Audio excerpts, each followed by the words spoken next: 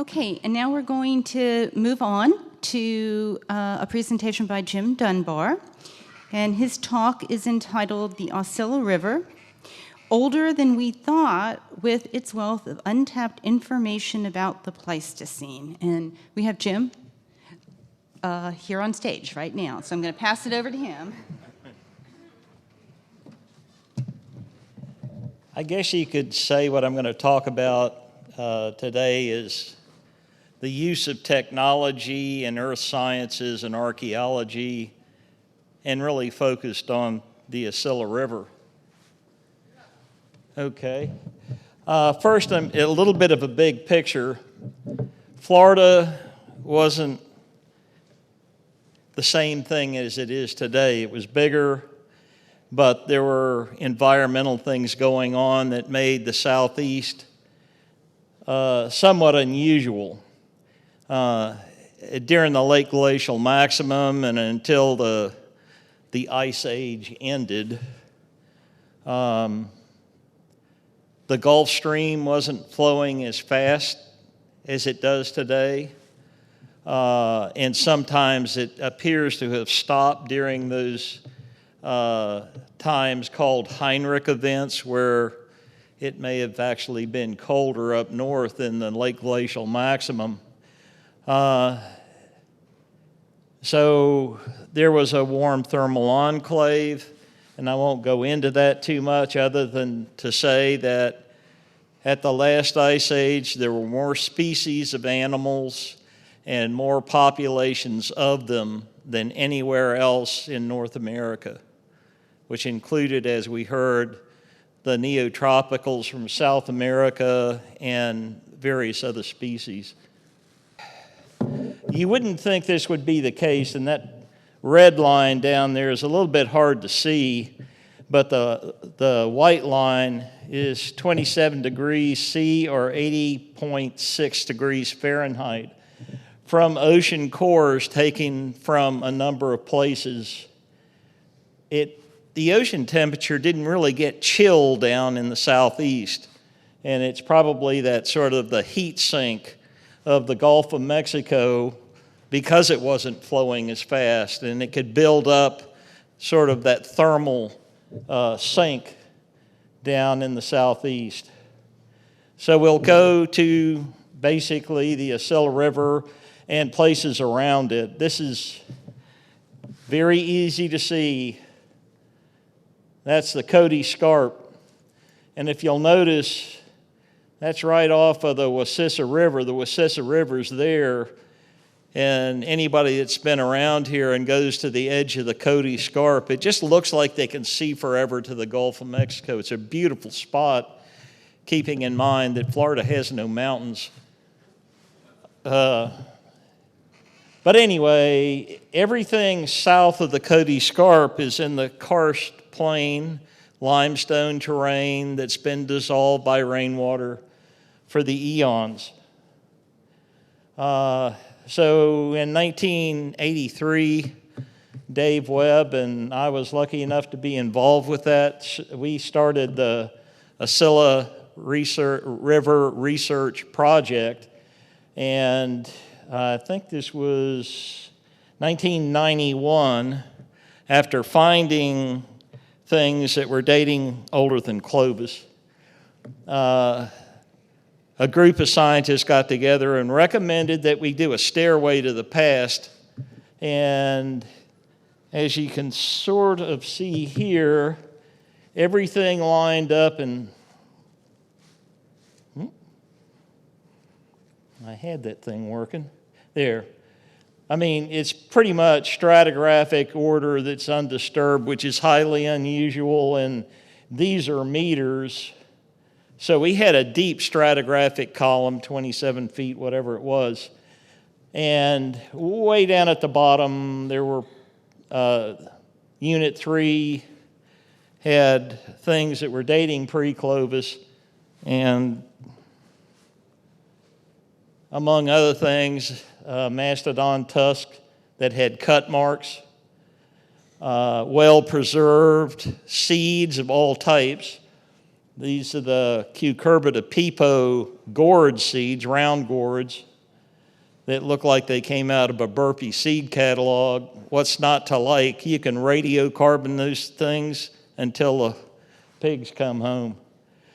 And all of the carbon dates we got when Dave and I and others were working on that project, these are all the carbon dates we had at the time.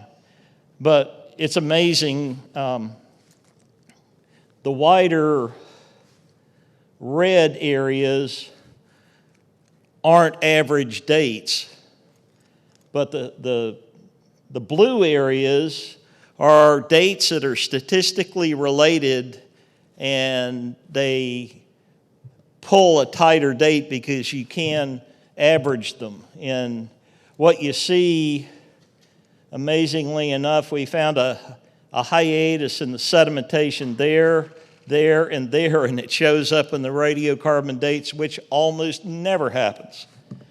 But it's because the organic material we had for carbon dating, for example, a seed, that seed grew from 1 year only, and it got deposited, and it waterlogged, and it stayed in that sediment until we excavated it.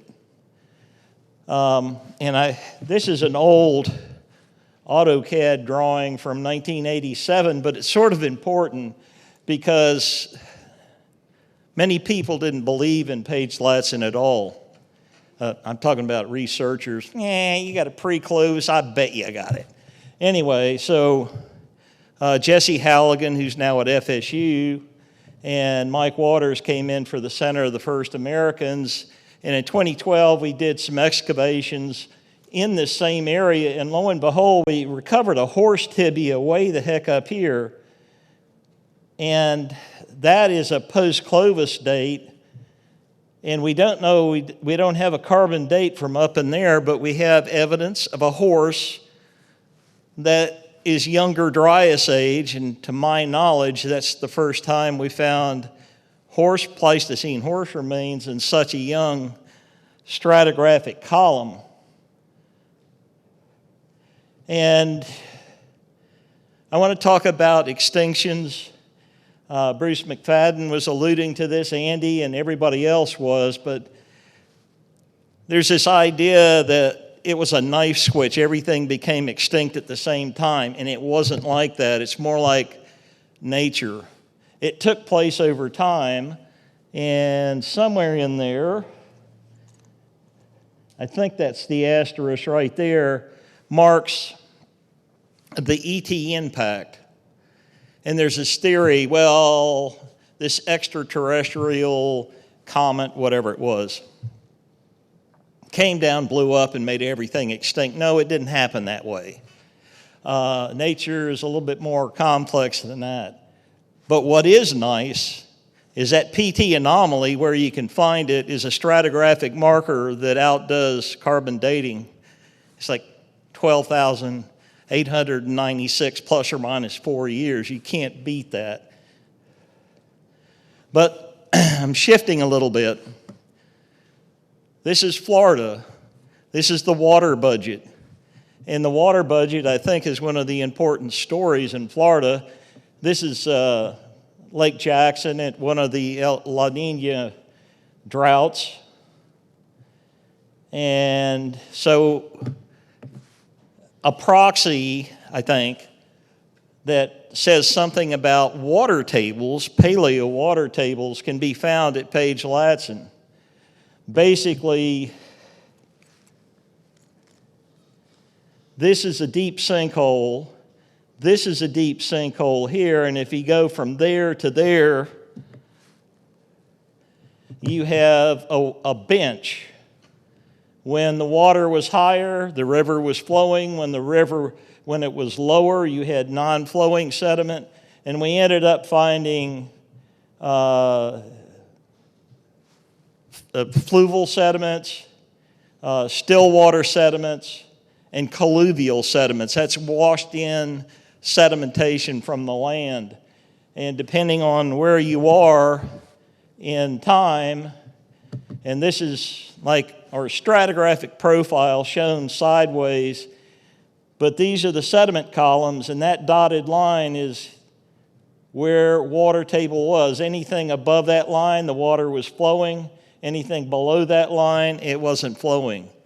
So just like pollen studies or anything else, it's a proxy for what was going on in Florida at that time. And this is an important photograph. I'm standing in the bed of the Extinctions River off the US 98, and that riverbed is dry in 2007 during an extended, one of the worst droughts we've had, actually. Most of the time, that's a nice flowing river. But that's part of the story of the Ascilla River. And what it is if the aquifer surface is high enough, the river's flowing. If you have an extended drought in that huge Floridan aquifer, just volumes of water that are unbelievable, if that level goes down, you got a dry riverbed. So I'm going to get into a little bit of river morphology.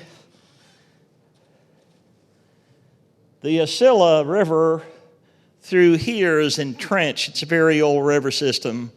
It doesn't meander, doesn't do anything. But all these spiderweb looking things out in here is the Wasissa River. And anyway, I'll talk about the importance of that here in a bit. But besides dealing with the Page-Latson site, or Andy dealing with Sloth Hole, or Andy and Dave Webb also dealing with the Latvis-Simpson site, we cored a lot of sinkholes and got sediment profiles. And the beauty of it was everything in the daggum core was carbon datable, seeds, branches, you name it. So this is the Little River section. And as you can see, we're going really way back in time to the edge of carbon dating's ability to do anything. And this is the half-mile rise section. And incidentally, these are the Heinrich events and the interim periods and the great impact crater, whatever it was. But you can see through time, there are a lot of sites that are of interest because the dates could have artifacts. And this is down where Andy worked. What is that? Yeah, it's below half Nuttall Rise, so it's Sloth Hole and some other sites. To look at it another way, all of, if you can see those, it's pretty weak lines here, but those represent all our dates. I have brought it up to date, so to speak. Page-Latson has 99 radiocarbon dates now. And at any site that says MS has mastodon remains. Any site that has MM, wherever it is, right there, is a mammoth. Any site that has B is a bison. So you can see there's quite a bit of Pleistocene fauna. I picked on the big guys because they sort of are obvious. But there's a mastodon right there at about 37,000 years old at the Latvis-Simpson site. So the importance of all this is we have looked at some sites in a very intensive way, but there are so many more sites out there. They may not necessarily be archaeological, but they're damn sure paleontological, and they have everything in it you need to reconstruct environments.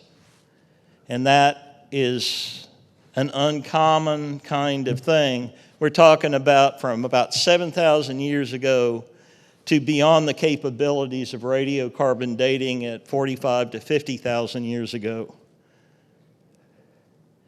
So we look at the Ascilla River Basin. If you can see that outline there, this is the Ascilla. It comes out of Georgia. hits a Cody Scarp, and then it's karstland, limestone. So if you're looking at where the Floridan aquifer is unconfined, it's right there in this lower Ascilla River where we've been looking. And then there are various kind of river types and all that type of thing. But in parts of the Ascilla, above the natural bridges, we see what once was a meandered river. But right before it goes underground, it is entrenched so deeply it doesn't move anymore. But the Wasissa is this oddball. I don't like to use necessarily technical terms, but everybody needs to know what anastomosing is. There are channel systems that Anna Berensmeyer, I think, first looked at these and found out they were wonderful places to do paleontological research because of how low energy they were.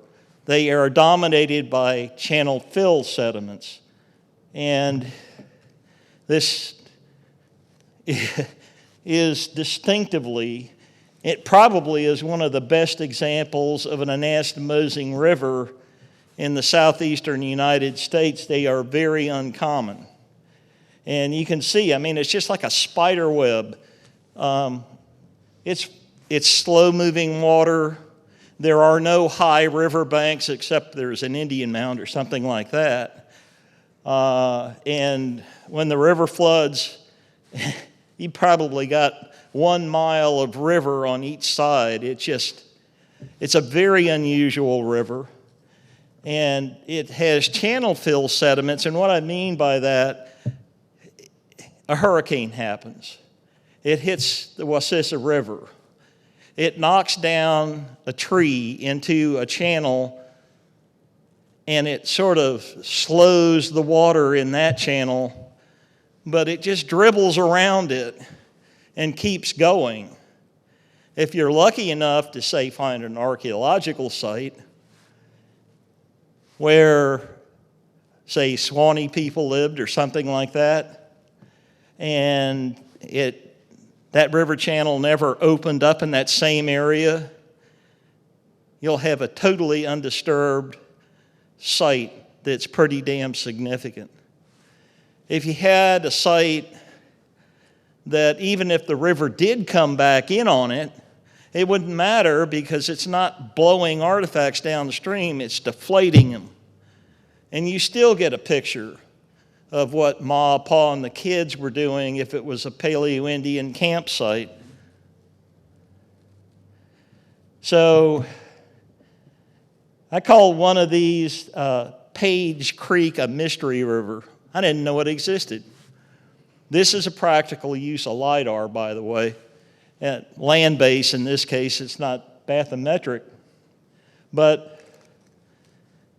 I think most people that hunt the woods and that kind of thing know about Cow Creek. And it's an oddball river, and it's elevated high enough where most of the time it's a dry riverbed except for deep little pockets here and there. And then there's the Ascilla, which right through this section is the Ascilla Sink section.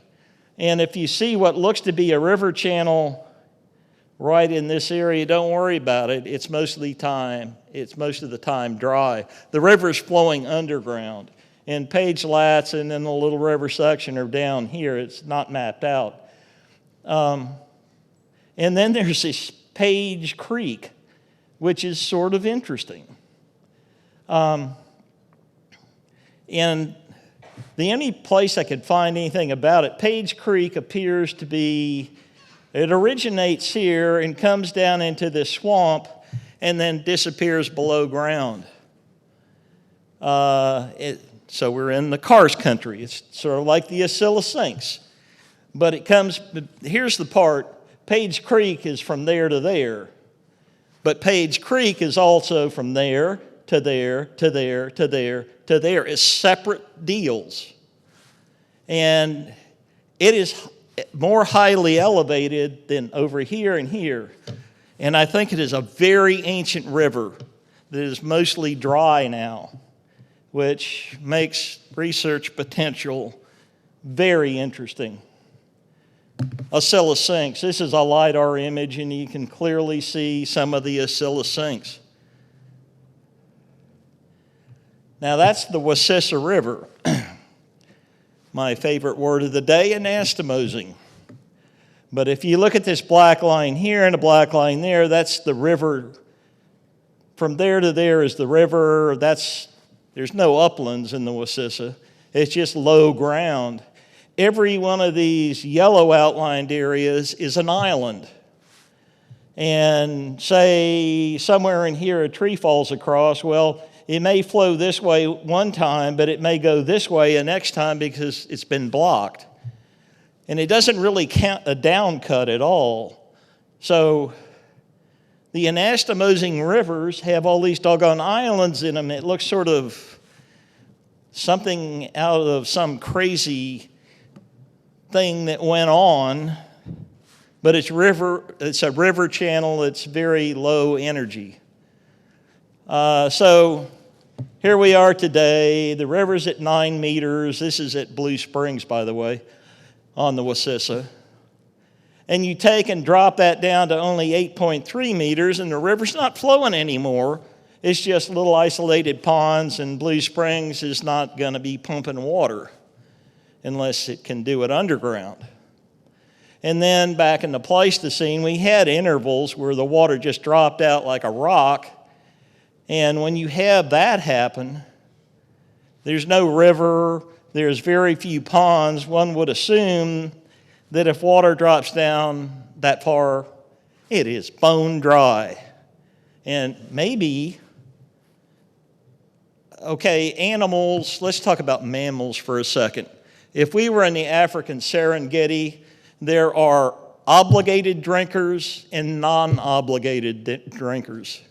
This is something from a zoologist, Daniel Western, I believe. An obligated drinker is like an elephant or something. They got to go find water someplace, so they migrate.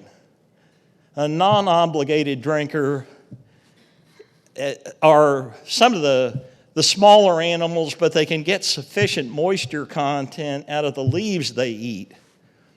So if you can believe, and during Heinrich I, about 18,000 years ago, the water table in the Ascilla was something like that. It wasn't a nice place to be. You come up to about 14,600 years ago, 14,000, maybe a little before that. The water tables are starting to come up, but the river isn't flowing yet. And what do you got? You got the first mastodons coming back, going to the pond. And one of them was unlucky enough to be somebody's supper, some Paleo-Indian. So this slide didn't come out real crisp. This is Cow Creek. It's got a bunch of islands in the middle. It's not flowing. It's an anastomosing river that's been left dry because the water tables have dropped. And I find that very interesting because in many places of the Wasissa River, you've got freshwater shell marl. What is that going to do? It's going to turn the soil alkaline. So what it's going to mean is you're going to have bone preservation throughout that basin. Now, to be truthful, we need to go out there and get some cores to confirm that alkaline sediment is out there. So there's some research still to be done, a lot of research, probably 4 or 5 lifetimes of research. This is just downstream from the same thing I was showing you. This is the anastomosing section, and this is just downstream, and the river's starting to meander. But it's left high and dry, the anastomosing section.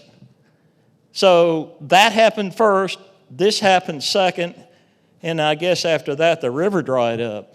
And it probably does during a hurricane drain water today, but it's not like it's some flowing river. So I take you to the Santa Fe. which is at a higher elevation than the Wasissa. And those channels you're seeing right there are the Pleistocene anastomosing river that was the Santa Fe. Since the Holocene, it's down cut and just formed one unified channel. And then there's this thing. This is going over to Page Creek. And I apologize for this being a little bit of a weak slide, but from here to there is another anastomosing river, but it ends in this humongous siphon sinkhole. What's amazing about that sinkhole is the water level in that sinkhole in 2007 was 15 centimeters above sea level. That's pretty damned amazing, I think. Go to the other end of this section, and there's the old spring head that fed the downstream siphon. And I will bet anybody in this room a six-pack of beer, there's going to be a cave right there. That there it is again, sort of shown a lot of these rough terrain areas have been saved from, say, plowing to plant pine trees and like that. So we do have caves. Now, a lot of people wouldn't think we have caves this low to sea level, but we do. And this is one of them that's on the FWC Wildlife Management Area land. It's not a bad-sized cave, but I have seen photographs of caves that you can fully walk into them and have 3 to 5 feet of clearance over your head. Why am I interested in that? I wonder if anybody lived in them. That's the archaeologist coming out. So I found 3 sinkholes. So our main siphon is somewhere just off the picture. But I sent this to Joe Davis, who works for FWC, and he's sort of the guy on the ground in the wildlife management area. And he checked that sinkhole, and that sinkhole out. Number 1 goes down to clear aquifer water that's 20 centimeters or 15 centimeters above sea level. What's interesting about that, it's not like the Ascilla. It is clear spring water. So, who would have thought? An ancient river, it's still there, but it's underground. But it was flowing, and by the way, it flowed further down, but I'm not going to get into that. And this is a graph that was done by some researchers from the University of South Florida, Florence et al. And what they were able to show is caves in Florida are geared to sea level. And that's why I think Page Creek is a very ancient river that was flowing at a higher sea level stand than present. Have no idea what the age is, but with some of the karst features in the bottom of that, if we can get good cores, I think we can figure out the age, although maybe we can't. It might be way older than carbon dating's ability to date it. There may be other ways to do that. So this is back over to the Santa Fe River, and what you're looking at in these 2 stratigraphic profiles are columns of freshwater shell marl. And in this test unit right here, once you got below sort of the really dense clay that's above it, we found the tip of a projectile point that appears to be a Swanee preform. Why do I say that? Because in 1974 or so, Mike Norden and I went out and found the tip of the damn thing. And Glenn Doran and I went out, and Glenn dug up the base of it.